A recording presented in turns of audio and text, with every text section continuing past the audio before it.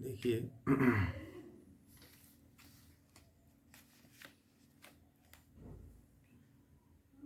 अब जो है श्रीमद् भगवत गीता के प्रथम अध्याय के विषाद योग में 37 से हम लोग प्रारंभ करेंगे।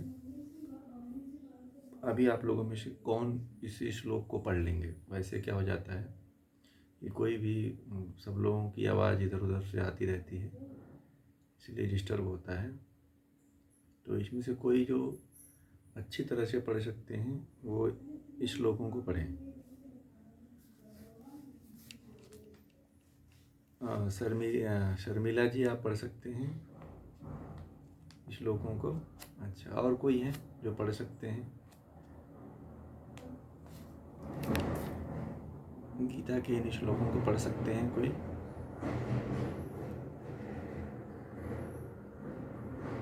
थर्टी सेवन से आगे पढ़ते रहिए आप।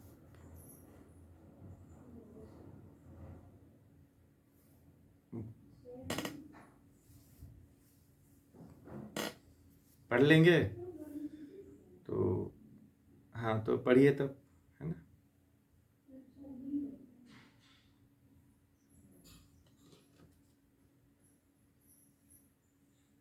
अच्छा अच्छा, ठीक है, कोई बात नहीं। चलिए मैं बोलता।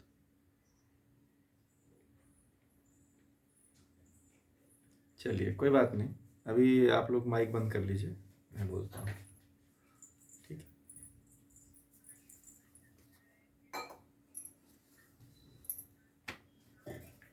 तस्मात् न अर्हा वयं हन्तुं धार्तराष्ट्रान् स्वबन्धवान् स्वजनं हि कथं हत्वा सुखिनः स्याम माधव।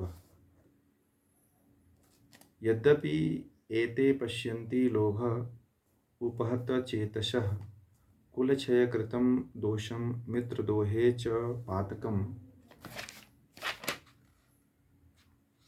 कथं न जेयम् अस्माभिः पापात् अस्मात् निवर्तितुं कुलक्षयकृतं दोषं प्रपश्यद्धि जनार्दन। कुलक्षये प्रणश्यन्ति कुलधर्मा सनातनाः धर्मे नष्टे कुलं कृत्स्नम् अधर्मः अभिभवति उत। अधर्माभिभावतः कृष्णः प्रदुष्यन्ति कुलस्त्रयः त्रिषु दुष्टासु वार्ष्णेय जायते वर्णशंकरः शंकरः नरकाय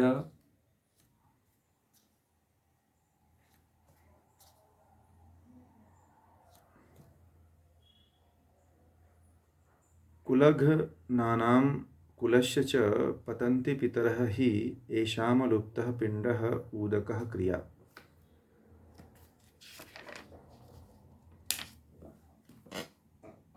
दोषै एतै कुलघ्नानां वर्णसंकरकारकैः उत्साद्यन्ते जातिधर्मा कुलधर्मा च शाश्वताः।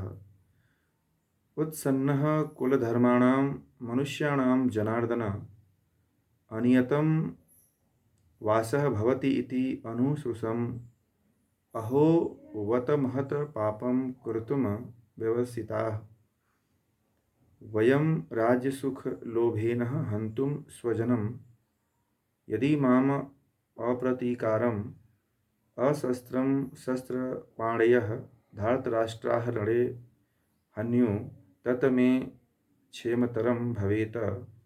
एवम् उक्त्वा अर्जुन शङ्खे रथोपस्थे उपविशत विसृज्य संसरं चापं शोकसंविघ्नं मानसम्।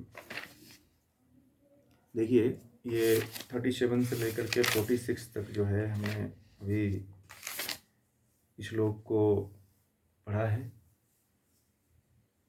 अब इसकी हम लोग आज चर्चा करेंगे। तो आगे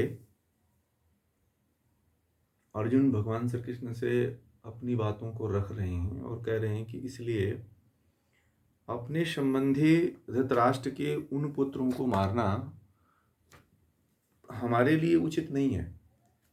हे माधव, अपने ही जनों को मारकर हम किस प्रकार सुखी हो सकते हैं।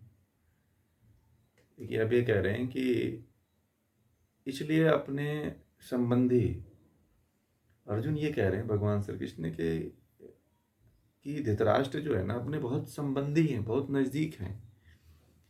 इन पुत्रों को मारना हमारे लिए उचित नहीं है। इनके पुत्रों, धृतराष्ट्र के पुत्रों को मारना हमारे लिए उचित नहीं है। कहते हैं, हे माधव, अपने ही जनों को मारकर हम किस प्रकार सुखी हो सकते हैं। मतलब अपने लोगों को मार करके हम कैसे सुखी हो सकते हैं। ये तो धृतराष्ट्र भी अपने सगे संबंधी हैं, है ना। तो इनको मार करके हम सुखी कैसे हो सकते हैं। आगे कहते हैं कि यद्यपि ये लोग लोभ से बुद्धि खो बैठने के कारण कुल के क्षय से होने वाले दोष तथा मित्रद्रोह करने के पाप को नहीं देख पा रहे हैं। देखिए, बहुत अच्छी बात उन्होंने कह दिया कि ये लोग जो है ना, बुद्धि अपना खो बैठे हैं, और बुद्धि खो बैठने के कारण जो है कुल का जो क्षय हो रहा है, कुल के क्षय से होने वाले दोष तथा मित्रद्रोह करने का जो पाप है, उससे ये लोग छूट नहीं पा रहे। मतलब ये देख नहीं पा रहे हैं कि ये कितना कुल कलंक लगेगा, कुल पे कितना पाप लगेगा। अर्जुन जो है बार बार भगवान श्री कृष्ण से कह रहे हैं कि ये लोग तो लोभ बुद्धि में युद्ध कर रहे हैं, इनके अंदर तो लोभ आ गया है, और लोभ के कारण जो है ये भूल गए हैं कि इससे कुल का विनाश हो जाएगा, इससे कुल का नाश हो जाएगा, और दोष लगेगा। इनके साथ जो मित्र हैं, रिश्तेदार हैं, और भी जो इनके साथ सगे संबंधी जुड़े हुए हैं, इनका भी दोष हमारे ऊपर लगेगा।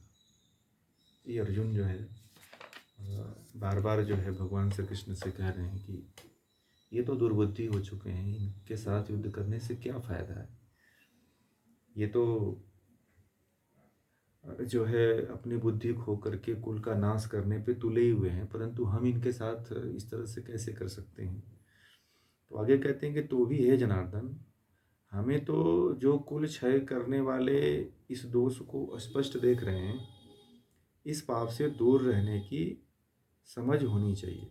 कहते हैं कि हे जनार्दन, हम तो इस पाप को देख रहे हैं कि मतलब ये पाप है और ये पाप होने वाला है, पर और मैं ये भी देख रहा हूँ कि इस युद्ध से हमारे कुल का नाश हो जाएगा। अर्जुन जो है इतनी तो बुद्धि लगा ले रहे हैं कि यदि युद्ध होगी, युद्ध की लड़ाई लड़ी जाएगी, तो इससे कुल का नाश तो निश्चित है ही, कुल इससे क्षय तो होगा ही, कुल का विनाश तो एक दिन निश्चित ही है। और कह रहे हैं कि जो पाप है, पाप से दूर रहने की हमें समझ होनी चाहिए। मान लीजिए कि इनको तो नहीं पता है, परंतु हमें तो पता है ना। ये सब जो है अपने सगे संबंधियों को मारना, फिर उनके ऊपर राज करना, ये तो पाप हमें लगेगा, इनको तो समझ है नहीं। ऐसे मान लीजिए कि आप लोग भी हो, तो आप लोग भी इसी तरह के भाव को सोचते हो, इसी तरह के विचार को अपने मन में लाते हो कि पाप तो भाई हम किसी को मार देंगे, उसको तो समझ नहीं है। परंतु यदि हमें समझ है तो हमें तो ऐसा नहीं करना चाहिए ना। हमें तो युद्ध नहीं करना चाहिए, हमें तो मार नहीं करनी चाहिए, हमें तो नहीं काटना चाहिए। जो आज अर्जुन यह विचार ला रहा है अपने मन में, वही विचार आप लोगों के मन में भी आता है। आप लोग आपके साथ कोई घटना घटित होती है, वीडियो थोड़ा ऑन कर लीजिए आप लोग, है ना। सभी लोग वीडियो ऑन कर लीजिए, वीडियो ऑन करिए, ऑडियो ऑफ कर लीजिए, ऑडियो ऑफ रखा करिए, वीडियो ऑन रखा करिए। तो इस तरह का विचार जो है, आप लोगों साधारण मनुष्य के अंदर भी इस तरह के विचार आते रहते हैं। आप भी कहीं, आपके जीवन में भी कभी ऐसी स्थिति परिस्थिति आती है जिससे आप लोग भी जैसे अर्जुन सोच रहा है, उस तरह से आप लोग भी इसी तरह का विचार रखते हो, इसी तरह का भाव रखते हो, इसी तरह से जैसे अर्जुन युद्ध न करने का निर्णय ले रहा है कि हमें युद्ध नहीं करना है, हमें तो इस कुल का विनाश करने से पाप ही लगेगा। तो जैसे अर्जुन भाव रख रहा है अपने मन में, इसी तरह से एक साधारण मनुष्य के अंदर भी इस तरह का भाव और विचार आता है, और आप लोगों के भीतर भी इस तरह का भाव और विचार आता है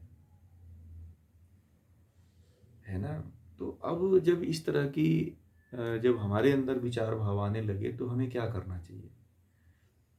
तो या तो कोई आपसे समर्थ व्यक्ति हो, बहुत ज्ञानी व्यक्ति हो, तो या तो उसका आप संपर्क में रहो, या तो उसके साथ को पकड़ लो आप, या तो उसके ज्ञान को आप ग्रहण कर लो, या उसकी विद्या को आप जान लो या समझ लो, है ना। तो ये केवल ये जो बातें हो रही हैं वो केवल अर्जुन के लिए नहीं है। ये अर्जुन केवल वहाँ पे एक प्रतीक है। ये घटना जो है सभी के जीवन में इस तरह से घटना घटित होती है। ये तो यहाँ पे युद्ध की बात है, परंतु युद्ध से कुछ परे बातें होती हैं। कुछ हर व्यक्ति की जीवन की परिस्थितियाँ कुछ अलग होती हैं। आप लोगों के जीवन की परिस्थितियाँ कुछ अलग होती हैं। तो हर व्यक्ति के जीवन में कुछ ना कुछ परिस्थितियाँ होती हैं, और उस परिस्थितियों के अनुसार इस तरह के जो है परिस्थिति से हर व्यक्ति को गुजरना पड़ता है। वहाँ पे व्यक्ति सोच नहीं पाता है कि हमें क्या करना चाहिए, क्या नहीं करना चाहिए। हर व्यक्ति ये सोचता है कि हमें ये चीज़ करनी चाहिए कि नहीं करना चाहिए। आप भी नहीं सोच पाते हो कि हमें ये चीज़ करना चाहिए कि नहीं करना चाहिए। हाँ, यदि कोई विद्वान व्यक्ति है, कोई ज्ञानी व्यक्ति है, कोई जानकार व्यक्ति है, उसके संपर्क में हो, तो आपको कोई अच्छा दिशा निर्देश दे सकता है कि नहीं आप ये मत करो, ये करो। वही जो है भगवान श्री कृष्ण के सामने अपनी सारी बातें रख रहा है, और भगवान श्री कृष्ण चुपचाप जो है उसकी बातों को सुन रहे हैं, अभी कुछ बोल नहीं रहे। पहले उसकी पूरी बातों को समझने का प्रयास कर रहे हैं कि यह कहाँ कहाँ फंसा हुआ है, किन किन जंजालों में फंसा हुआ है। और आगे कहते हैं कि कुल के क्षय हो जाने पर, अर्जुन कह रहा है कि कुल के क्षय हो जाने पर कुल के जो सनातन धर्म है, कुल की जो सनातन पुरानी परंपराएं हैं, सदियों के अनुभव के आधार पर कुल की जो मर्यादाएं बन चुकी हैं, वे नष्ट हो जाती हैं। और जब कुल की परंपराएं नष्ट हो जाती हैं, मर्यादाएं नष्ट हो जाती हैं, और तब परंपराओं के नष्ट होने पर संपूर्ण कुटुंब का और समाज का नाश हो जाता है, और अधर्म का बोलबाला हो जाता है। इतनी बातें जो है भगवान श्री कृष्ण से अर्जुन कहता है कि अगर इस तरह से हम लोग युद्ध करेंगे तो अपनी सनातन जो परंपरा है उसका नाश हो जाएगा। सदियों से चले आ रही जो एक परंपरा है वह परंपरा भी खत्म हो जाएगी। जैसे मान लीजिए कि आप लोग अपने परिवार में हो, तो आपके परिवार में कुछ नियम कानून बने हुए हैं ना, कि मतलब ऐसे व्यवहार करना है, ऐसे बड़े का इज्जत करना है, इस तरह से भोजन करना है, इस तरह से किसी से बात करना है, बड़े व्यक्ति का किस तरह से सम्मान करना है। तो ये जो मर्यादाएं और जो सभ्यताएं बनती हैं वह जीवन की एक आधार स्तंभ होती है, जो हर परिवार को ऊंचाइयों पे लेके जाती है ना। तो जैसे एक कहावत होती है कि ये बड़े घर का है, ये छोटे घर का है। तो वहाँ पे बड़े और छोटे की बात नहीं होती है। वहाँ पे आपने अपने जीवन में कितनी सभ्यताएं विकसित की है, कितनी मर्यादाओं का अपने परिवार में पालन किया है, यह ज़्यादा मायने रखती है। व्यक्ति पैसे से परिवार नहीं बड़ा होता है। व्यक्ति के अंदर जो मर्यादाएं होती हैं, व्यक्ति के परिवार की जो जो संस्कार होते हैं, जो नियम होते हैं, जो उसूल बने होते हैं, जब व्यक्ति उस नियम और उसूल पे चलता है तब जाकर के वह परिवार मर्यादित परिवार और कुल बन जाता है। जैसे भगवान राम के जीवन में भगवान राम का भी एक कुल था। उनके कुल की एक रीति थी कि रघुकुल रीति सदा चली आई, प्राण जाए पर वचन न जाए। तो रघुकुल की एक रीति थी कि वचन जिसको दे दिया दे दिया, अब उस वचन से पीछे नहीं हटना है, ऐसा था। तो कुल ऐसे बनता है जहाँ पे कुल के एक विचार को, एक भाव को, एक संस्कार को, एक सिद्धांत को लेकर के चलने की एक लंबी परंपरा बन जाती है, और वही कुल आने वाले समय में श्रेष्ठ कुल बन जाता है, जिसके परिवार में कोई मान्यताएं नहीं है, जिसके परिवार में कोई नियम नहीं है, जिसके परिवार में कोई कानून नहीं है। आप देखना वो परिवार विखंडित मिलेगा, वो परिवार भ्रमित मिलेगा, वो परिवार जो है दुख से पीड़ित मिलेगा, वो परिवार जो है भटकता हुआ मिलेगा। तो ये तमाम तरह की समस्याएं देखी जाती हैं जब कुल का विनाश हो जाता है, अधर्म का बोलबाला हो जाता है, समाज का नाश हो जाता है। इस तरह से अर्जुन जो है भगवान श्री कृष्ण के सामने ये अपनी बातें रख रहे हैं और कह रहे हैं कि जब कुटुंब तथा समाज में अधर्म फैल जाता है तब ये वार्ष्णेय तब कह रहे हैं कि तब ये वार्ष्णेय कुटुंब तथा समाज की स्त्रियां बिगड़ जाती हैं, भ्रष्ट हो जाती हैं। जब स्त्रियां भ्रष्ट हो जाती हैं तब वर्ण संकर हो जाता है, विभिन्न जातियों का मिश्रण हो जाता है। देखिए कितनी बड़ी बात अर्जुन तो बहुत अच्छी अच्छी बात कहता है, परंतु वह एक युद्ध भूमि में जाकर के एक क्षत्रिय की भाषा नहीं बोलता है, वह मिली जुली हुई बातें बोलता है।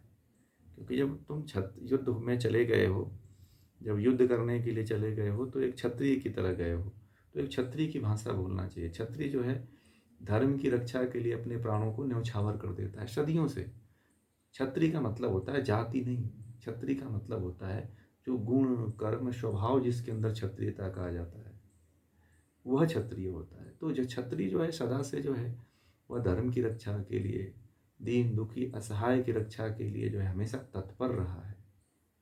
और अभी भी बहुत से ऐसे हैं जो छात्र धर्म का पालन करते हैं, है ना। तो देखिए इसी तरह से अर्जुन कह रहे हैं कि ये जो स्त्रियां हैं ना, स्त्रियां भ्रष्ट हो जाएंगी, जिससे वर्ण संकरता उत्पन्न हो जाएगी, कुल में जो है वर्ण संकरता आ जाएगी। स्त्रियां मनमाना कार्य करने लगेंगी, मर्यादाओं का भंग कर देंगी और जो है परंपराएं जो चल रही हैं उन परंपराओं को नहीं मानेंगी। व्यक्तिगत जो है बोलबाला व्यक्तित्व का एक एक व्यक्तिगत व्यक्ति अपना अपना विचार भाव रखेगा, अपने अपने तरह से चलेगा, अपने अपने तरह से व्यवहार करेगा। तो इस तरह से जो है कुल का जो है बता रहे हैं कि कुटुंब समाज में जो है, परिवार में और समाज में सब जगह धर्म का बोलबाला हो जाएगा। तब वे समाज की जो है ना स्त्रियां जो है गलत रास्ते पे चली जाएंगी, भ्रष्ट हो जाएंगी। और जब भ्रष्ट हो जाती हैं स्त्रियां तो जो संतानें पैदा होती हैं वह वर्ण संकर संतान पैदा होती हैं। वर्ण संकर का मतलब कि जो जो मिक्स संतानें होती हैं, जिसको हाइब्रिड आज के समय की समझ लीजिए, जैसे हाइब्रिड बीज आ रही है ना, तो क्रॉस करके जो बीज बनाए जाते हैं, तो उस तरह की संतानें आने लगेंगी। तो इससे जो है मिश्रित जो है गुण वाले संतानें पैदा होंगी, जो समाज के लिए, राष्ट्र के लिए दोनों तरह से घातक सिद्ध होगी। इस तरह की बातें अर्जुन जो है कुल के नाश से, मर्यादा के नाश से, धर्म के नाश से, इस तरह से भगवान श्री कृष्ण को कह रहे हैं कि ये समस्या आएगी। और फिर कहते हैं कि और यह वर्ण संकरता कुल को नष्ट करने वालों और कुल को दोनों को निश्चय से नरक में ले जाती है। अगर मान लीजिए कि ये वर्ण संकरता आ गई और कुल का नाश हो गया, वर्ण संकरता यदि समाज में आ गई, कुल का नाश हो गया, तो निश्चय ही ये जो दोनों स्थितियां हैं वह जो है नरक में ले जाती हैं। मतलब कोई व्यक्ति मुक्ति की तरफ नहीं जाता है, कोई व्यक्ति ज्ञान की तरफ नहीं जाता है, परिवार की बागडोर किसी और के हाथ में हो जाती है। क्यों? क्योंकि अगर नरक की तरफ चली जाती, नरक का मतलब कि अधर्म के रास्ते पे, नरक का मतलब यहाँ पे कोई दूसरा लोक नहीं बना हुआ है कि जहाँ पे आप मरने के बाद जाते हो। नरक का मतलब होता है यहीं पे आपकी स्थिति एकदम घटिया तरह की हो जाएगी, एकदम बुरी स्थिति हो जाएगी, जो एकदम दरिद्र टाइप की हो जाएगी। एकदम आप ये समझ लीजिए कि जो है आप निम्न तरीके का कर्म करने लग जाओगे, गंदे कर्म करने लग जाओगे, व्यभिचार करने लग जाओगे, चोरी करने लग जाओगे, नशा करने लग जाओगे, एक दूसरे के प्रति अत्याचार करने लग जाओगे। मतलब एकदम बहुत बुरी स्थिति हो जाती है। और उसके बाद जो है कहते हैं भगवान श्री कृष्ण कि पितरों का, बुजुर्गों का, बड़े बूढ़ों को दाना पानी देने वाला कोई नहीं रहेगा। वे बेचारे जीवन में ही नरक भोगने लगते हैं। अगर इस तरह की बात आ जाएगी तो उस समय कुल में, परिवार में, समाज में जो बूढ़े बुजुर्ग व्यक्ति हैं उनका कोई सम्मान करने वाला नहीं रहेगा, उनको कोई मान देने वाला नहीं रहेगा, उनकी कोई सेवा करने वाला नहीं रहेगा। अब तो देखिए ये स्थिति तो आ गई है अपने समाज में, है ना।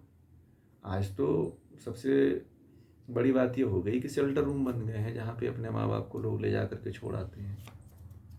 तो अर्जुन ने जो बात बहुत पहले कह दिया, 7 से 5 हज़ार साल पहले, वो तो जिनके बहुत प्रिय बच्चे हैं, जो बच्चों को बहुत अच्छे स्कूलों में पढ़ाए हैं, अपने पूरे जीवन का पैसा लगा दिए हैं, तो वो भी बच्चे अपने माँ बाप को ले जा करके छोड़ आते हैं। अमेरिका में अभी जल्दी जल्दी पेपर में कुछ 2-4 महीने पेपर में आए हुए हो गए कि बीमार पड़ते हैं तो बोलते हैं कि हम मोबाइल से हमने देख लिया, मर जाते हैं तो कहते हैं कि ऑनलाइन जो है अंतिम संस्कार कर देंगे। तो इस तरह के जो भाव और विचार आ रहे हैं, कहीं ना कहीं यह गीता न जानने के कारण, वर्ण संकरता को न जानने के कारण जो है, बड़े बूढ़ों का सम्मान न करने के कारण जो है, इस तरह के भाव बच्चों के अंदर आ जाते हैं कि जो है अपने ही माँ बाप को के लिए उनके पास समय नहीं है, जिस माँ बाप ने अपना पूरा जीवन उनके लालन पालन में लगा दिया। आज आप लोग देखो, एक माँ और एक पिता जब बच्चा पैदा होता है तब से लेकर के 20 साल तक, 15 साल तक पूरा का पूरा जो है समय अपने बच्चे के लिए देते हैं, है ना? देते हैं कि नहीं देते हैं? तो अब वो समय क्या होता है, इतना समय देने के बाद भी जब बच्चा आपका नहीं हुआ, जब बच्चा आपको नहीं लालन पालन करता है, बच्चा जब आपको नहीं देख सकता है, तो फिर आप भी सोचते हो कि बच्चा ही नहीं पैदा किया होता, मैं बिना बच्चे के ही ज़्यादा अच्छा थी, है ना? तो अब यहाँ पे भी एक बात यह है कि माँ बाप को भी ज़्यादा आसक्ति नहीं रखनी चाहिए कि हमारा लालन पोषण करेगा। अगर इस तरह का आप संस्कार नहीं दे रहे हो तो आशा भी मत करो कि मुझे इस तरह की कोई जो है सेवा चाहिए, या हमें हमारा बच्चा अंतिम समय में हमारे काम आएगा। इस तरह का भाव भी मत आप पालो, है ना? तो अर्जुन जो आगे की बातें सोच करके जो होने वाला जो स्थिति है उसके बारे में भगवान श्री कृष्ण को बार बार अवगत करा रहे हैं कि ऐसी स्थिति तो आनी ही आनी, ऐसी स्थिति आ सकती है।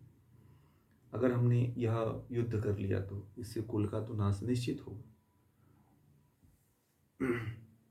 आगे कहेंगे, कुल का हनन करने वाले लोगों के वर्ण संकरता उत्पन्न करने वाले इन दोषों के कारण जाति, धर्म तथा सदा से चले आ रहे कुल धर्म नष्ट हो जाते हैं। न समाज की परंपराएं बनी रहती हैं, न कुल की परंपराएं बनी रहती हैं। देखिए, कह रहे हैं कि जब कुल का हनन हो जाएगा, कुल का हनन करने वाले लोगों के वर्ण संकरता, मतलब जो कुल का नाश करने वाले वर्ण संकर संतान पैदा यदि हो जाएगी, तो इन दोषों के कारण जाति, धर्म तथा सदा से चले आ रहे जो कुल की मर्यादा है, इज्जत है, वो अभी क्या होगी, नष्ट हो जाएगी। उसका भी एक दिन नाश हो जाएगा। न समाज की परंपराएं बचेंगी, न बनी रहेंगी, न कुल की परंपराएं बनी रहेंगी। आप देखो, जब संतान जो है कुलायक निकल जाती है तो क्या कुल की मर्यादा बनती है कि बिगड़ जाती है? जो माँ बाप ने अपने परिवार में एक जो मर्यादा बना के रखा है, एक परिवार में जो इज्जत बना करके रखा है, कि एक नियम बना करके रखा है, क्या उस नियम को, उस मर्यादा को आने वाली पीढ़ी पालन कर रही है? बोलिए, नहीं कर रही। मान लीजिए कि आप लोगों ने अपने सास ससुर का, या जो है लड़के ने या लड़की ने सेवा सत्कार कर दिया, तो क्या आने वाली पीढ़ी ऐसे कर रही है? नहीं कर रही। क्या आपके साथ आपके बच्चे रह रहे हैं? नहीं रह रहे। माँ बाप जो है अपने पुराने घरों में पड़े हुए हैं, बच्चे कहीं और हैं, है ना? इसलिए ये है। अब अर्थ की बात तो आ जाती है। मान लीजिए कि पैसे न कमाएं, अर्थ की स्थिति न सही हो, अर्थ नहीं मिलता हो अगर किसी को, तो बात समझ में आती है। आजकल तो पहले से ज़्यादा लोग कमा रहे हैं, फिर भी एक माता पिता को भी नहीं पाल पाते हैं। तो ये स्थिति जो है उत्पन्न हो जाती है समाज में। जाति जो है, धर्म सदा से जो चली आ रही जो कुल है, जो ज्ञान की परंपराएं हैं, जो शास्त्रों का ज्ञान है, वो नष्ट हो जाता है। हमारे परिवारों में जो है पहले शास्त्रों को पढ़ाया जाता था। माता भी पढ़ती थी, लड़के भी पढ़ते थे, बच्चे भी पढ़ते थे, बुजुर्ग भी होते थे। तो वो सबको ये ज्ञान था, गीता का ज्ञान, इसीलिए हर परिवार में, हर घर में, हर बच्चे को होनी चाहिए। ठीक है ना? तो ये चीज़ पहले था, परंतु अब ऐसा नहीं है। ठीक है? क्यों नहीं है? इसका कारण यह है कि परिवार की जो समस्याएं हैं, जो स्थितियां हैं, वो ऐसी की ऐसी बनी हुई हैं। कोई ज्ञान नहीं है, कहीं से ज्ञान नहीं आने वाला है। आपने बच्चे को कोई कोर्स करवा दिया तो पढ़ लिया, तो बस उतना ही ज्ञान है, उससे अधिक ज्ञान नहीं है कि जिससे अपने जीवन को मैनेज कर सके, जिससे कि अपने जीवन को संभाल सके, जिससे कि अपने जीवन को आगे बढ़ा सके, है ना? आगे कहते हैं कि अहो, हम लोग बड़ा भारी पाप करने लगे हैं, जो राज्य के सुख के लोभ से अपने बंधु बांधवों की हत्या करने के लिए तैयार हो गए हैं। अब अर्जुन कहता है कि ओहो, हम लोग तो बड़ा भारी पाप करने जा रहे हैं। भगवान श्री कृष्ण के सामने ये बातें अर्जुन कह रहा है कि हम लोग तो बड़ा भारी पाप करने जा रहे हैं, और ये करने जा रहे हैं जो राज्य के सुख के लिए कर रहे हैं। और जो हम पाप करने जा रहे हैं, वह पाप जो है राज्य के सुख के लिए करने जा रहे हैं, और अपने बंधु बांधवों की हत्या करने के लिए तैयार हो गए। हम लोगों की ऐसी स्थिति हो गई है कि हम लोग अपने ही लोगों को मारने के लिए जा रहे हैं, और उनको ही जो है अपने सुख के लिए उनकी हत्या करने के लिए उतारू हो गए। क्या किसी को मार करके सुख लेना उचित होता है? नहीं होता है। आप लोगों को अभी कहा जाए कि आप किसी को मार करके सुख ले लो, तो कहोगे नहीं। परंतु जब ऐसी दुर्योधन जैसी स्थिति आ जाए तो आप लोग क्या करोगे? बोलिए। दुर्योधन कहता है कि बिना लड़े हुए मैं सुई के नोक के बराबर भी जमीन नहीं दूंगा। तो फिर क्या करोगे आप? वहां पे अर्जुन की तरह बात करोगे आप? बोलिए। अर्जुन कह रहा है कि हमें सुख नहीं चाहिए, हमें इनकी हत्या नहीं करनी है, तो आप लोग फिर क्या करो? बताइए।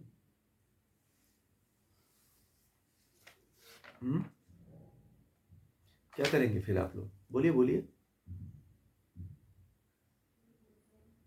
आवाज नहीं आ रही है, बोलिए बोलिए। आपकी आवाज नहीं आ रही है।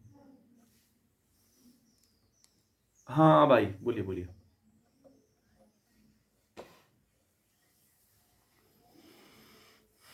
कोर्ट केस, चलिए ठीक है, कोर्ट केस आपने कर दिया, जीत जाएंगे केस। कितना साल लगे? जितनी आपकी उम्र बची है वो खत्म हो जाएगी केस लड़ते। आप क्या कर पाओगे? जितना जितना आपकी उम्र बची है वो केस लड़ने में ही उम्र खत्म हो जाएगी, फिर करोगे क्या? तो मतलब आप केस से भी कर सकते हो, या पुलिस के पास जा सकते हो, या कुछ ऐसा कर सकते हो। तो आज के समय में यही युद्ध है ना, कि कोर्ट कचहरी चल रहे, कानून का सहारा लो, या कहीं और कुछ सहारा जो मिल सकता है वो समाज का सहारा लो। तो ये काम आप कर सकते हो। फिर आगे कहते हैं कि यदि धृतराष्ट्र के पुत्र हाथ में शस्त्र लेकर मुझ निशस्त्र को रण में मार दें, और कुछ भी प्रतिकार न करूं, उनका मुकाबला न करूं, तो मेरे लिए तो यह कहीं अधिक अच्छा होगा। अर्जुन देखिए बहुत नीचे गिर गया आप तो। अब तो इतना मोह में वो आ गया है, इतना मोह में ग्रसित हो गया है अर्जुन, कि अब ये कह रहा है कि धृतराष्ट्र के यदि पुत्र जो है ना, जो धृतराष्ट्र के पुत्र है ना, यदि ये शस्त्र लेकर, मैं निहस्ता हूँ, मेरे पास कोई शस्त्र नहीं है, यदि वह जो है मुझे मार दें, तो भी मैं उनके ऊपर कुछ कोई बदला नहीं लूँगा, उनसे कोई उनका मुकाबला मैं नहीं करूँगा। मेरे लिए तो कहीं युद्ध से कहीं ज़्यादा अच्छा ये है कि मैं युद्ध नहीं करूँगा। देखिए अर्जुन कितना मोह में ग्रसित हो गया है। और दुर्योधन एक है जो एकदम कहता है कि मैं तो युद्ध ही करूँगा, और अर्जुन को मारूंगा ही मारूंगा। परंतु अर्जुन को देखिए, अर्जुन ये कहता है कि मेरे सामने यदि ये लोग हथियार लेकर के मुझे निहत्थे, मैं तीर धनुष रख दूंगा, और कौरव मुझे मार देंगे, दुर्योधन आदि उनके भाई मिल करके मार देंगे, तो भी मैं कुछ बोलने वाला नहीं हूँ, तो भी मैं इसको स्वीकार कर लूँगा। ठीक है? तो यह क्या है? ये स्वीकार करने वाली जो बात है, यह क्या है? यह वही है जो जिसको मोह कहते हैं, घोर मोह कहते हैं। जब व्यक्ति मोह में फंस जाता है धृतराष्ट्र की तरह, तो वह राजा क्या होता है, राजा का निर्णय क्या होता है, वह भूल जाता है। ठीक है। और वही चीज जो है यह भूल गया है। समझ रहे हैं? यही चीज जो है यह भूल गया है। अर्जुन भूल गया है कि मैं तो क्षत्रिय हूं, मुझे तो युद्ध करने के लिए मैं यहाँ पे आया हूँ। हमें ये ज्ञान की बात है। देखिए, सबसे बड़ी बात है कि मैं आगे समझाऊंगा कि जो क्षत्रिय है उसको युद्ध ही करना चाहिए। क्यों करना चाहिए? यहाँ पे छात्र धर्म को बताऊंगा आपको कि छात्र धर्म क्या है। जिसका जीवन जिसका जैसा गुण कर्म स्वभाव होता है उसको वही करना चाहिए, युद्ध ही करना चाहिए। और जिसको ज्ञान देने की जिसके जिसके गुण कर्म स्वभाव है उसको ज्ञान देना चाहिए।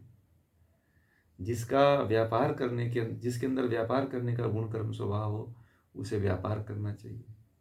और जिसके अंदर सेवा करने का स्वभाव हो तो उसको सेवा करना चाहिए। ठीक है। तो यदि इस तरह का कर्म करता है व्यक्ति तो अपने धर्म को निभाता है। और व्यक्ति कह दे कि मैं अपने परिवार के लोगों को मार करके ये सब नहीं करना चाहता हूँ, मुझे ये सब मैं कुछ नहीं प्राप्त करना चाहता हूँ, तो फिर यहाँ पे क्या हो जाएगा?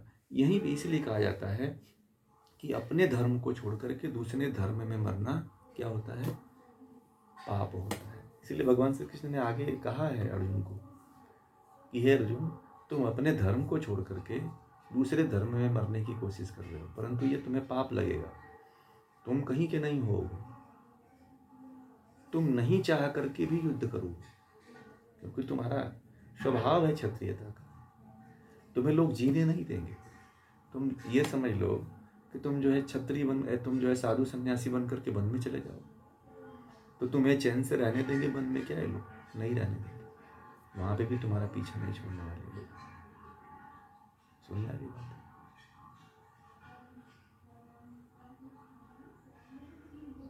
तो ये अब आगे जो है संजय कहते हैं, हे धृतराष्ट्र, ऐसा कहकर शोकाकुल अर्जुन युद्ध भूमि में अपना धनुष बाण छोड़कर रथ के पिछले भाग में बैठ गया। इतना मोहित हो गया, इतना सशंकित हो गया, इतना दुखित हो गया, इतना शोक में चला गया कि उसने अपना धनुष बाण रखा और रथ के पीछे जाकर के बैठ गया। अब बताइए, जो एक बड़ा योद्धा हो और इतना जिसको मोटिवेट कर रहा हो, इतना जिसको जो है युद्ध के लिए प्रेरित कर रहा हो, जिसको कह रहा हो कि तुम्हारा धर्म है क्षत्रिय का, तुम्हारे लिए सब ये जितने तुम्हारे विरोध में खड़े हुए हैं, तुमको मारने के लिए खड़े हैं और तुम उनके लिए मोह करोगे। मान लीजिए कि कोई आया व्यक्ति आपको मारने के लिए वो रिवॉल्वर निकाल दिया है और आप उसके लिए दया दिखाओगे तो क्या होगा फिर? हैं?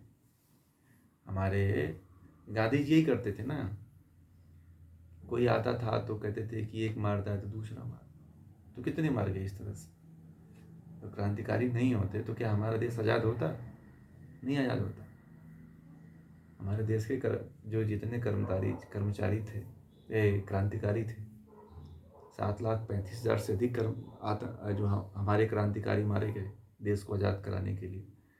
तो वह ऐसे थोड़ी थे कि जाकर के अपनी जो है प्राण की न्यौछावर कर दिए। नहीं, लड़ कर के मरे वो देश की रक्षा करने के लिए, आज़ाद करने के लिए मरे वो। युद्ध में लड़कर के मरना चाहिए। यही स्थिति अब व्यवहारिकता में हमारे जीवन में आती है। व्यक्ति जो है किसी भी परिस्थिति से, किसी भी घटना से हार कब मानता है बताइए? वह तब मानता है जब अपने आप को कहता है कि मैं जो है ना अपने आप को अब या तो आत्महत्या कर लेता हूँ, अब मेरे जीवन में कुछ नहीं बचा। ठीक है, अब मैं जी करके मैं क्या करूँगा? इतना मैं कर्ज ले लिया हूँ कि अब एक ही उपाय बचता है कि मैं अब आत्महत्या कर लूँ। ठीक है ना? तो क्या इस तरह का मरना जैसे अर्जुन मर रहा है, उसी तरह से आज के लोग मर रहे हैं। उनके ऊपर कुछ समस्याएं आती हैं, उनके जीवन में कुछ परिस्थितियां आती हैं, तो वो लोग यही करते हैं। वो सोचते हैं कि सबसे अच्छा है कि इस जीवन को ही ख़त्म कर दो, नहीं जीवन रहेगा ना हम बचेंगे। समझ में आ गया? ऐसा लोग सोचने लगते हैं, परंतु आप ये तो कायरता है। जैसे अर्जुन कायरता कर रहा है। अर्जुन क्या कर रहा है? अर्जुन पूरी तरह से कायरता कर रहा है। और इसी तरह से आप लोग भी अपने जीवन में कायरता करते हैं। एक जगह मैं गया हुआ था, मुझे बुलाया गया था एक जगह बोलने के लिए। वहाँ पे कुछ मानसिक लोग थे और महिलाओं की एक सभा थी। कोई महिलाओं की कमेटी थी, वहाँ पे गए थे। तो उसमें से मैं ऐसे ही मेरा एक वक्तव्य चल रहा था। उसमें से बहुत सी महिलाओं ने कहा कि मैं अपने जीवन में करीब 10 से 15 महिलाओं ने कहा कि मैं अपने जीवन में करीब 2-3 बार आत्महत्या करने का प्रयास कर चुकी हूँ, परंतु संयोग से बच गई हूँ। तो कोई छत से कूदी थी तो उसका टांग टूट गया था, किसी का सिर फूट गया था, कोई कूदी भी तो उसे चोट ही नहीं लगी, मरी ही नहीं। कोई पानी में कूदी तो किसी ने बचा लिया। और जब बचा लिया तब उन लोगों को जीने का, तब उनको गीता समझाया गया। जब मैंने गीता की कुछ बातें रखी तो उनके जीवन में जीने का एक नया सवेरा दिखाई दिया कि नहीं, हमें जीना चाहिए और हमें अर्जुन की तरफ फिर से उठ खड़ा होना चाहिए और युद्ध करना चाहिए। और जिसके लिए वह मरना चाहती थी उससे लड़ करके उससे जीत उनकी हुई, है ना। अगर मर जाए व्यक्ति, पहले ही हार मान ले, तो क्या जीत पाएगा? नहीं जीत पाएगा। हम लोग ऐसे व्यक्ति हो गए हैं, हमारे पास ऐसा अज्ञानता आ गया है कि हम कोई भी लड़ाई बिना लड़े हुए मरना चाहते हैं। भाई ये ऐसा क्यों? क्यों? क्योंकि ज्ञान नहीं है आपको। एक ट्रेंड चल गया है कि फलाना व्यक्ति ने छत से कूद के अपनी जान दे दी, फांसी लगा लिया, पानी में कूद गया। एक ट्रेंड चल गया है। तो इसको देख करके बहुत बड़े बड़े लोग कर ले रहे हैं। क्यों? क्योंकि बड़े तो हो गए हैं, पैसा तो हो गया है, परंतु उनके पास धन नहीं है या ज्ञान नहीं है। उनके पास जब ज्ञान नहीं है तो व्यक्ति के पास कितना ही धन संपत्ति, रुपए, पैसे हो जाएं, तो व्यक्ति यही करता है। उसके जीवन में ऐसी ही स्थितियां, परिस्थितियां आती हैं। समझ रहे हैं?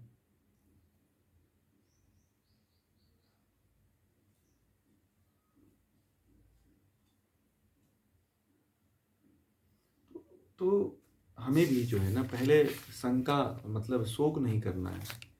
हमें दुख, देखिए दुख भी होना जरूरी है। मैंने कहा था कि दुख होना चाहिए, है ना।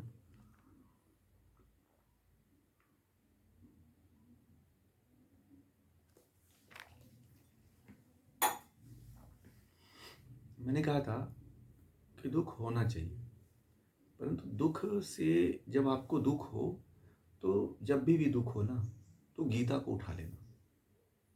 हमारे लाल बहादुर शास्त्री जो प्रधानमंत्री थे, वो कहते थे कि जब मैं अपने जीवन में किसी समस्या में फंसता था ना, कोई ऐसी समस्या जीवन में घटित होती थी या कुछ इस तरह की कोई बात होती थी, तो मैं उस समय गीता उठाता था। जब मैं गीता उठाता था तो मुझे उसका हल मिल जाता था। इसलिए आप लोग जो गीता पढ़ रहे हो, आपके जीवन को जो है एक नई दिशा देगी, आपके जीवन को एक नया मोड़ देगी, आपके जीवन को एक नया जो है आयाम देगी। इसलिए जीवन से जब जब आप निराश होना, जीवन से जब जब आप परेशान होना, जीवन से जब जब आप हतोत्साहित हो जाना, तब उस समय गीता उठा लेना। अगर गीता नहीं समझ में आती है तो किसी विद्वान व्यक्ति के शरण में चले जाना। दुनिया में बहुत बड़े बड़े ज्ञानी लोग हैं, किसी के यहाँ चले जाना, आपकी समस्या का हल हो जाएगा। परंतु अपने आप निर्णय मत लेना कि मुझे तो मरना है, मुझे तो युद्ध नहीं करनी है, मुझे तो ये कार्य नहीं करना है, मुझे तो वो कार्य नहीं करना है। ऐसी कायरतापूर्ण भाव अपने अंदर, इस तरह की कायरतापूर्ण विचार अपने अंदर मत लाना। समझ रहे हैं? तो गीता जब व्यक्ति पढ़ लेता है तो वह निडर हो जाता है, वो किसी से डरता नहीं है। जो गीता नहीं पढ़ता है, जो गीता को अच्छी तरह से नहीं समझता है, वह व्यक्ति डरता रहता है जीवन में, जीवन के हर एक मोड़ में, जीवन की हर एक परिस्थिति में वो डरता रहता है, भयभीत रहता है, सशंकित रहता है। परंतु जो गीता को समझ लेता है वह व्यक्ति निडर हो जाता है, अपने परिवार में भी निडर हो जाता है, समाज में भी निडर हो जाता है और पूरी दुनिया में वो निडर होकर चलता है। वो आगे चलता है और दुनिया उसके पीछे चलती है। इसी गीता को समझना बहुत जरूरी है। गीता हर व्यक्ति तक पहुंचनी बहुत जरूरी है। अभी केवल अभी ज्ञान की तो बात ही नहीं हुई। अभी गीता तो प्रारंभ ही नहीं हुई। अभी तो केवल अर्जुन को शोक होता है, विषाद हो गया है, और अपनी विषाद व्यथा को अर्जुन केवल भगवान श्री कृष्ण के सामने पहले अध्याय में कहा है। अभी भगवान श्री कृष्ण ने कुछ नहीं बोला है। अब भगवान श्री कृष्ण बोलेंगे दूसरे अध्याय से, है ना। अभी कुछ नहीं हुआ है। अभी तो केवल दुख क्या है, दुख, ये शोक क्या है, ये जो अधर्म है और जो धर्म है, जो अधर्म की लड़ाई है, इसको लड़ने से क्या होगा, न लड़ने से क्या होगा, अभी इसी के बारे में चर्चा हुई है। अभी जो मुख्य गीता है, जो ज्ञान का विषय है, वो तो अभी आ रहा है, वो अभी आने वाला है। जब वो आ जाता है, जब व्यक्ति जब उसको समझ लेता है, तब अपने जीवन को मैनेज कर लेता है। देखिए, दुख का कारण क्या है, आप लोग बताएंगे दुख का कारण क्या है? बताइए, दुख का कारण क्या है? हाँ, दुख का कारण मोह है। दुख का कारण तो मोह ही है। उससे पहले दुख का कारण जो है अज्ञानता है। क्या है दुख का कारण? अज्ञानता है। जब तक आपको ज्ञान नहीं है, जब तक आपके अंदर ज्ञान नहीं पहुंचा हुआ है, तब तक आपको दुख होता रहेगा, कष्ट होता रहेगा, पीड़ा होती रहेगी, है ना। आप अज्ञानता वाले कर्म करते रहोगे, मूर्खता वाले कर्म करते रहोगे, जो मन में आए वो करते रहोगे। परंतु जब व्यक्ति को ज्ञान हो जाता है, तब वह बुरा कर्म नहीं करता है, गलत कार्य नहीं करता है, सही कार्य करता है। उसको किधर जाना है, कहाँ जाना है, उस दिशा में वो कार्य करने लगता है। महर्षि पतंजलि ने योग दर्शन में कहा है कि सभी दुखों की जननी क्या है? अविद्या है। जितने भी दुख होते हैं, उन सभी दुखों की जननी जो है अविद्या है, अज्ञानता है। अगर आपको मान लीजिए कि एक नदी बह रही है, ठीक है, और किसी ने आपको कह दिया कि ये नदी बहुत गहरी है नदी वो छिछली, उसमें इतना ही पानी है, ठीक है। तो किसी ने कह दिया कि वो नदी बहुत गहरी है और जो जाता है उसमें बचता नहीं है, मर जाता है। तो जैसे ही व्यक्ति, अब पार करना जरूरी भी होता है, तो व्यक्ति जैसे ही पांव रखता है, वो डर के मारे जो है पानी में, इतने ही पानी में गिर के मर जाता है। परंतु एक व्यक्ति को यह कह दिया जाए कि गहरा तो है परंतु पार हो जाओगे, बहुत आसान है, ठीक है, तुम आराम से इसको पार कर जाओगे, डूबोगे नहीं, तो व्यक्ति पार हो जाता है। ये इसको कहते हैं ज्ञान। और अज्ञानता में व्यक्ति अपना अनुमान लगाता रहता है और उसकी बात को सोच लेता है कि उसने कहा कि इसमें जो भी जाता है वो कभी बचा नहीं, सब मर ही गया उसमें से, है ना। महात्मा बुद्ध ऐसे ही जो है, जब अंगुलीमाल डाकू जो है जिस जंगल में रहता था, उधर से वो गुजर रहे थे, तो गांव वालों ने उनको बड़ा रोका कि आप मत जाओ, जो भी गया है वो लौट करके नहीं आया है, ठीक है। तो महात्मा बुद्ध उनकी सुने ही नहीं, बोले कि इनकी क्या सुनना, वो सुने ही नहीं और आगे बढ़ते चले गए। और खुखार डाकू था या अंगुलीमाल डाकू, भगवान बुद्ध बिना बोले चाले ऐसे ही आगे चलते गए। तो अंगुलीमाल डाकू आया, बोला उसने ठहर जाओ। भगवान बुद्ध ने मात्र एक बात कहा था कि मैं तो ठहर गया हूं, तुम कब ठहरोगे? मैं तो कब का ठहरा हुआ हूं, तुम कब ठहरोगे? अब ये बात उसके जहान में जाकर के चोट कर गई। ये बात जो है उसके मन में जो है जाकर के तीर की तरह लग गई। उसने सोचा, अरे ये तो बहुत बड़ी बात बोल दिया इस साधु ने। ये कह रहा है कि मैं तो ठहर गया हूं, तुम कब ठहरोगे, चलता चला जा रहा है, ये पागल है क्या कहेंगे। कुछ देर तो ये ऐसी विचार भावना लाया, परंतु कहा कि कोई ये आम इंसान नहीं लगता है। फिर भगवान बुद्ध को जैसे वो देखता है निडर होकर के, उनके चरणों में गिर जाता है और उनका बहुत बिच्छू बन जाता है, सब कुछ छोड़ देता है।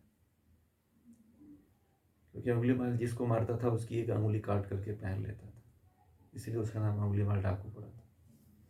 तो ज्ञान यदि आपके पास है तो आप किसी भी बुरी से बुरी परिस्थिति से ऊपर उठ सकते हो। यदि ज्ञान नहीं है तो आपको बहुत सी सुविधाएं दे दी जाए, बहुत से व्यक्तियों को इकट्ठा कर दिया जाए आपके पास, आप नहीं बच पाओगे। ज्ञान होना चाहिए। यदि एक व्यक्ति के पास ज्ञान है, अगर उसे बहुत बड़ी बड़ी समस्या आ रही है ना, तो अपने आप को बचा लेगा अपने ज्ञान से। ठीक है।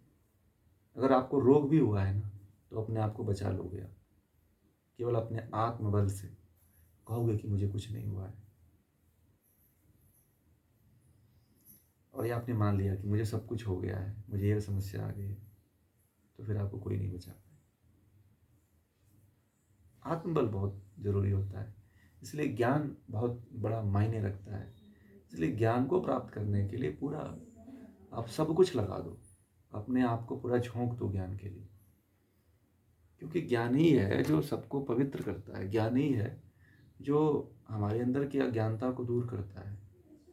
ज्ञान ही है जो हमें जो है अज्ञानता दूर करके हमें एक नया जन्म देता है, हमें एक नई दिशा देता है ना। तो ये आज जो है हम लोगों का अर्जुन विषाद योग का पहला अध्याय जो है पूरा होता है। ठीक है, फिर अब कल हम जो है दूसरे अध्याय पे चलेंगे हम लोग। ठीक है, अब आप लोगों का कोई प्रश्न हो तो पूछ लीजिए। इस पहले अध्याय से संबंधित कुछ भी नहीं समझ में आया हो तो आप लोग पूछ सकते हैं। जी बोलिए हेमंत जी।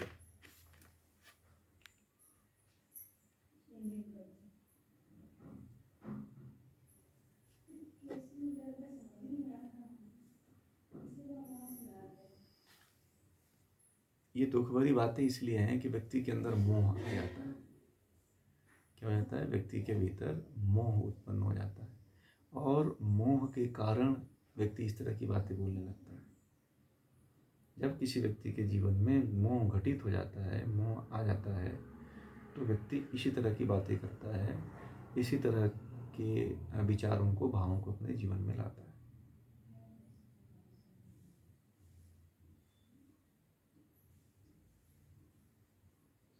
मोह यहाँ पे उसके परिवार का है, उसके भाई बंधुओं का है, परिवार का है, कुल का है। उसे सबसे अधिक जो है कुल और कुल की स्त्रियों का चिंता है कि वर्ण संकरता उत्पन्न हो जाएगी, परिवार भ्रष्ट हो जाएगा, स्त्रियां मर्यादित हो जाएंगी, वर्ण संकरता आ जाएगी। ये दुर्योधन, ये जो 100 भाई हैं, ये लोग तो दुर्बुद्धि हैं, इनके पास तो कोई बुद्धि नहीं है, ये तो भ्रमित हो गए हैं, है ना। तो ये उनकी बात कर रहा है कि ये लोग, इन लोगों को क्या पता, ये लोग तो अज्ञानता में चले गए हैं, है ना। तो ये उसको भय हो गया है, परिवार का मोह हो गया है, और परिवार के मोह से छूटने के लिए वो इस तरह की बातें करता है। और इतना जब व्यक्ति मोहित हो जाता है ना, तो उसे कुछ दिखाई नहीं देता है जीवन में, वो केवल परिवार दिखाई देता है। जैसे धृतराष्ट्र को, राजा तो बन गए थे धृतराष्ट्र, परंतु उनको केवल पुत्रों के अलावा और कोई दिखाई नहीं दे रहा था।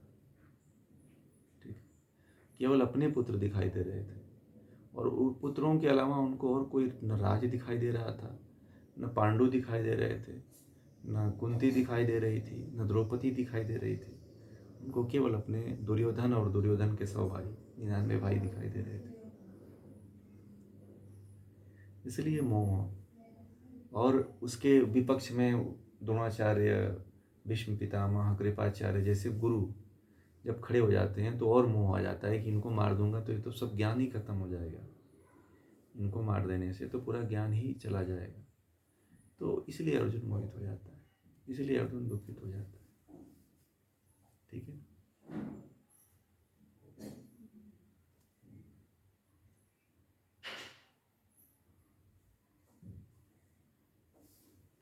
हाँ, और किसी का प्रश्न है?